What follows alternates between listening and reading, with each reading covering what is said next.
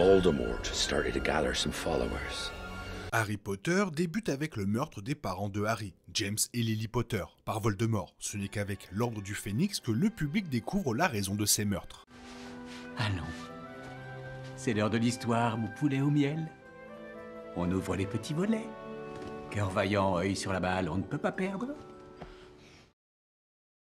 Harry Potter est devenu célèbre, en partie grâce à sa cicatrice emblématique en forme d'éclair, tant dans le monde des sorciers que dans la culture populaire. Il a acquis cette cicatrice révélatrice la nuit où il a survécu à une tentative d'assassinat par l'un des sorciers les plus maléfiques de tous les temps. De plus, Harry est la seule personne connue à avoir survécu au sortilège Avada Kedavra lancé par Lord Voldemort cette terrible nuit, le rendant célèbre dans le monde magique et lui valant le surnom de « le garçon qui a survécu ». Non seulement Harry a survécu, mais cette même nuit, le bébé de 15 mois a mis un terme temporaire au règne de terreur de Voldemort. Voldemort a tué les parents de Harry en tentant de l'assassiner. La décision de Voldemort de tuer les parents d'Harry Potter peut sembler aléatoire, mais c'était un acte calculé. Même si tout cela lui a explosé à la tête, Voldemort avait de bonnes raisons de tuer la famille Potter. Alors pourquoi Voldemort a-t-il ciblé Harry et assassiné ses parents? La réponse est simple et compliquée, les motivations de Voldemort découlent d'une prophétie. Cette vidéo explique pourquoi Voldemort a choisi de tuer James et Lily Potter et pourquoi il a laissé le choix à Lily, un acte qui allait se retourner contre lui et définir le reste de la saga Harry Potter.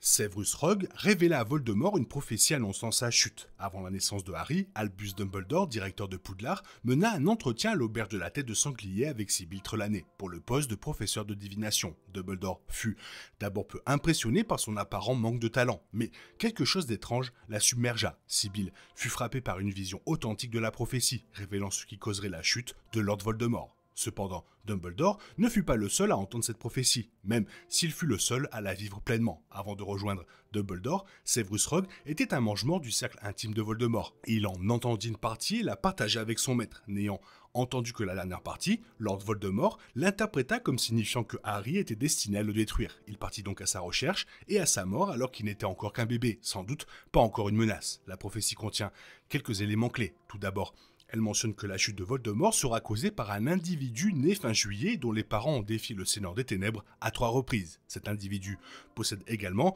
un pouvoir que Voldemort ne peut comprendre. Voldemort sera également celui qui choisira son ennemi, et l'un d'eux tuera l'autre. Voldemort a toujours craint la mort, il a créé plusieurs Horcruxes pour l'éviter. Bien sûr, l'idée que quelqu'un puisse naître assez fort pour le vaincre définitivement l'effrayait et le poussa à tenter de tuer les Potter. Même si Voldemort savait qu'un sorcier serait capable de le vaincre, rien dans la prophétie de Trelawney ne faisait spécifiquement référence à la famille Potter. Certes, James et Lily avaient défié Voldemort à 3 reprises et leur fils était né cet été-là, mais il n'était pas nommé. La prophétie aurait pu faire référence à une toute autre famille, les Londubat. Frank et Alice Londubat avaient défié Voldemort à 3 reprises et Neville Londubat a été également né fin juillet. Cependant, la complexité de la prophétie réside dans son exigence d'accomplissement personnel. Le Seigneur des Ténèbres désignera l'élu comme son égal, ce qui signifie que pour que la prophétie se réalise, Voldemort devrait choisir lui-même son pire ennemi. C'est important car cela signifie que Harry n'a pas été choisi par le destin, mais par Voldemort lui-même. Voldemort respectait les compétences de ses parents et considérait leur fils comme une menace plus dangereuse que Neville. C'était aussi une raison suffisante pour que les Potter périssent de sa main. Voldemort, qui n'avait écouté que la dernière partie de la prophétie, choisit par inadvertance le sorcier qu'il considérait comme son égal et créa son propre pire ennemi. James et Lily, ainsi que leurs amis, avaient causé beaucoup de problèmes au Seigneur des Ténèbres lors de son premier règne de terreur, et les éliminer lui soulagerait considérablement l'esprit. Mais la véritable raison pour laquelle Voldemort a tué les Potter était qu'il l'empêchait de tuer leur fils. James mourut sur le coup, victime d'un sortilège mortel alors que Voldemort traversait la maison pour atteindre Harry. Il laissa cependant à Lily choisir de vivre si elle le laissait tuer Harry. Lily décida de mourir pour protéger son fils, une forme d'amour si forte et mystique qu'elle sauva finalement Harry du Seigneur des Ténèbres. Voldemort a tué les parents de Harry parce qu'il voulait tuer Harry, le garçon capable de devenir assez puissant pour vaincre le Seigneur des Ténèbres. Voldemort est impitoyable, il était donc facile d'écarter les parents de Harry pour atteindre le bébé. Il aurait pu les laisser inconscients ou les écarter, mais Voldemort a surmonté les obstacles en les tuant. Il se fichait de la vie des Potter et les assassiner pour se débarrasser de leur fils l'a également débarrassé de certains de ses plus grands adversaires. Toutefois, tandis que Voldemort tue James sans hésitation, il laisse à Lily le choix de quitter le berceau d'Harry et de la laisser vivre. Bien sûr, Lily aurait préféré mourir, mais son choix délibéré a créé une protection magique d'amour pour son fils, qui ne pouvait être touché par Voldemort après son sacrifice. Il est difficile de comprendre pourquoi Lord Voldemort a laissé Lily Potter le choix de vivre alors qu'il tue avec tant de désinvolture quiconque se trouve sur son chemin. Eh bien, Severus Rogue a supplié Lord Voldemort de laisser Lily vivre. Rogue était amoureux de Lily depuis l'adolescence et ils étaient les meilleurs amis du monde durant leur enfance. Lorsque Rogue a appris que la prophétie visait le fils de Lily Potter, il a demandé avec ferveur à Voldemort de ne pas la tuer.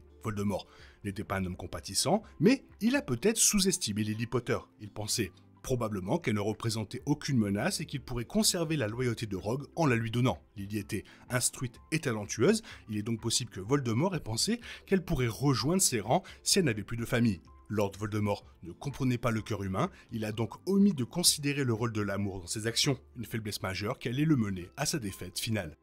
Après avoir révélé la prophétie à Lord Voldemort, Severus Rogue réalisa qu'il avait commis une terrible erreur. Lorsque Lord Voldemort décida que le bébé annoncé était Harry, le fils de Lily Potter, Rogue révéla les plans du Seigneur des Ténèbres à Albus Dumbledore, espérant ainsi sauver Lily. La famille Potter prit ainsi l'avantage, car elle savait déjà qu'elle était traquée par le terrifiant sorcier. Sous la direction de Dumbledore, les Potter élaborèrent un plan pour protéger leur famille. Ils décidèrent d'utiliser le sortilège de Fidelitas sur leur demeure de Godric Hollow, afin que ni Voldemort ni ses mange-morts ne puissent les retrouver. Pour cela, ils devaient trouver une personne en qui ils avaient véritablement confiance, celle qui garderait leur secret dans leur esprit. C'était pendant la première guerre des sorciers, et à cette époque, personne ne se faisait confiance, pas même les amis les plus proches. N'importe qui pouvait être un allié secret du Seigneur des Ténèbres. Entre le polynectar, les intentions maléfiques et autres formes de magie douteuse, choisir une personne pour ce poste n'était pas une chose aisée. De plus, les Potter savaient déjà qu'une taupe se cachait parmi eux. Autre point conflictuel, celui qui choisirait comme gardien du secret deviendrait à terme la cible de Voldemort. Les Potter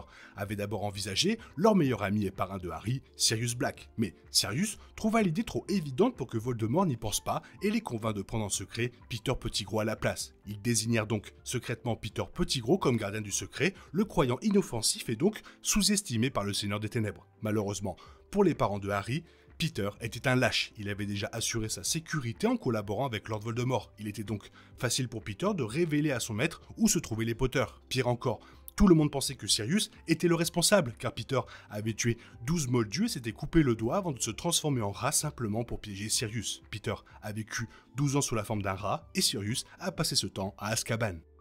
Après que Peter Pettigrew eut trahi les Potter en révélant à Voldemort l'emplacement de la planque, il laissa le choix à Lily, se tenir à l'écart et le laisser assassiner son bébé de sang-froid, et il allait se revivre, comme il avait promis à Rogue. Lily refusa, préférant protéger Harry du sortilège de la mort, maudire Voldemort, puis mourir à la place de son fils. Voldemort finit par accomplir la prophétie qu'il tentait désespérément d'éviter en marquant le garçon comme son égal grâce à la cicatrice en forme d'éclair et en transmettant à Harry les pouvoirs qu'il utiliserait pour finalement le vaincre. Voldemort choisit Harry parce qu'il se reconnaissait davantage en lui qu'en Neville. Voldemort méprisait ses propres parents car son père était moldu et sa mère, à ses yeux, était pathétique. Il dissimula son sang mêlé à ses amis et à ses disciples, mais il vit que la mère de Harry était née moldue et eut une vision de lui-même, un pouvoir issu du sang mêlé auquel ils étaient liés. Voldemort choisit Harry plutôt que Neville car il croyait que Harry serait la cause de sa chute. Voldemort avait raison, évidemment, mais seulement parce que la prophétie s'auto-réalisait par ses actes.